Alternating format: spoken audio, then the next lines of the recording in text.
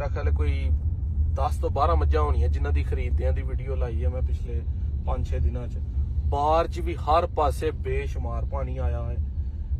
ਅਕਸਰ ਭਰਾ ਕਮੈਂਟ ਕਰਦੇ ਹਨ ਨਾਦਰ ਭਾਈ ਲੋਕ ਜਾ ਕੇ ਲੋਕਾਂ ਦੀ ਖਿਦਮਤ ਕਰ ਰਹੇ ਨੇ, ਤੁਸੀਂ ਵਪਾਰ ਕਰ ਰਹੇ ਹੋ। ਯਕੀਨ ਮੰਨੋ ਕਿ ਆਪਾਂ ਜਿਤਨੇ ਕੁ ਜੋਗੇ ਆ ਵਾਂ, ਜਿਹੜਾ ਕੋ ਮਾੜਾ ਵੇਖਿਆ, ਜਿਹਦੀ ਕੋ ਮਦਦ ਹੁੰਦੀ ਵੇਖੀਏ ਪੈਸਿਆਂ ਦੇ ਨਾਲ ਜਾਂ ਬਗੈਰ ਪੈਸਿਆਂ ਤੋਂ ਜਾਂ ਵੈਸੇ ਕੋ ਰਾਸ਼ਨ ਪਹੁੰਚਾ ਕੇ, ਜਿੰਨੇ ਜੋਗੇ ਆ ਸਾਂ ਉਨੀ ਕੀਤੀ ਹੈ।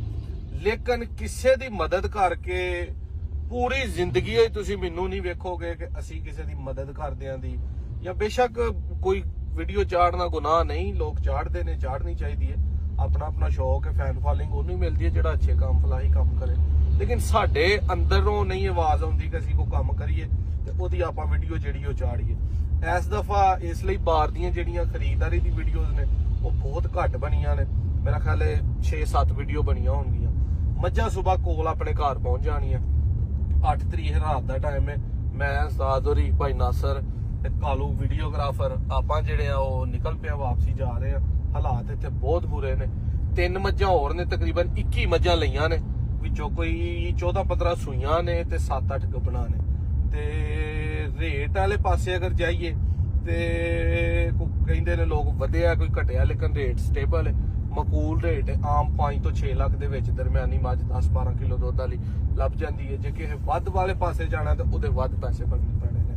ਤੇ ਜਿਹੜੇ ਲੋਕ ਇੱਕ ਦੂਜੇ ਨੂੰ ਮਸ਼ਵਰਾ ਦਿੰਦੇ ਹੋ ਕਿ ਤੁਸੀਂ ਵੀ ਕੁਝ ਕਰੋ, ਤੁਸੀਂ ਵੀ ਆਪਣੇ ਆਪਣੇ ਹਿੱਸੇ ਦਾ ਦੀਵਾ ਬਾਲੀ ਜਾਓ। ਜਿੰਨੇ ਤੁਸੀਂ ਜੋਗੇ ਹੋ, ਕੋਈ ਇੱਕ ਦੀਵੇ ਜੋਗਾ, ਕੋਈ ਦੀਵੇ 'ਚ ਤੇਲ ਪਾਉਣ ਜੋਗਾ, ਕੋਈ ਦੀਵੇ ਨੂੰ ਹਵਾ ਤੋਂ ਬਚਾਉਣ ਜੋਗਾ।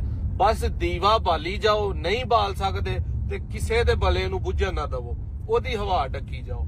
ਤੇ ਕਿਸੇ ਨੂੰ ਕਹਿਣਾ ਜਾਂ ਕਿਸੇ ਤੇ ਉਂਗਲੀਆਂ ਠਾਣੀਆਂ ਕਿ ਉਹ ਵੀਡੀਓ ਬਣਾਉਣ ਡਿਆ, ਉਹ ਨਹੀਂ ਬਣਾਉਣ ਡਿਆ, ਉਹ ਇੰਜ ਕਰਨ ਡਿਆ, ਇਹ ਸਾਡੀ ਪਾਕਿਸਤਾਨੀ ਕੌਮ ਦੇ ਗਲੋਂ ਕਿਦੋਂ ਇਹ ਗਲਾਵਾਂ ਲੈਣਾ ਕਿ ਅਸੀਂ ਆਪਣੇ ਕੰਮ ਨਾਲ ਕੰਮ ਰੱਖਣਾ ਕਿ ਯਾਰ ਜੋ ਸਾਡਾ ਦਿਲ ਕਰਨ ਡਿਆ ਉਹ ਅਸੀਂ ਕਰਨ ਡਿਆ, ਜੋ ਕਿਸੇ ਦਾ ਦਿਲ ਕਰਨ ਡਿਆ ਉਹ ਕੋਈ ਕਰਨ ਡਿਆ। ਜਿਸ ਤਰ੍ਹਾਂ ਮਰਜ਼ੀ ਕੋ ਕਰੇ, ਆਪਣੇ ਹਾਲ ਦੇ ਵਿੱਚ ਹਰ ਬੰਦੇ ਨੂੰ ਜੀਣ ਦਿਆ ਕਰੋ। ਤੇ ਮੱਝ ਜਿਹੜੇ ਭਰਾ ਨੂੰ ਚੰਗੀ ਚਾਹੀਦੀ ਹੈ, 9 ਨੂੰ ਤੇ 10 ਨੂੰ ਆਪਾਂ ਡੇਰੇ ਤੇ ਦੋਵੇਂ ਹੀ ਦਿਨ ਟਿਕਾ ਕੇ ਮੌਜੂਦ ਆ। ਕੋਸ਼ਿਸ਼ ਕਰੋ ਸੁਬਾ 9 ਨੂੰ ਫਸਟ ਟਾਈਮ, ਸੈਕਿੰਡ ਟਾਈਮ, ਜਦੋਂ ਮਰਜ਼ੀ ਭਰਾ ਆਇਓ। ਨੰਬਰ ਆਪਣਾ 0324 8182 000 0329 72 71 181।